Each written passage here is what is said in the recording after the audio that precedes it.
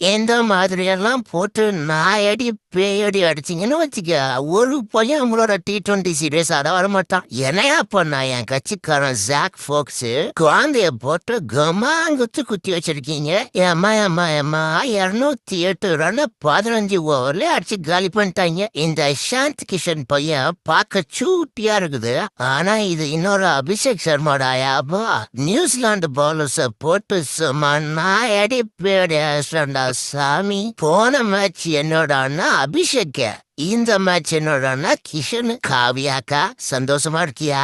ஆனா நாங்க சந்தோஷமா இல்ல, ஏன்னா அவங்க போட்டு துவைச்சது எங்க ஆளுகளை. அப்புறம் சஞ்சு வேலைக்காகாது சஞ்சு.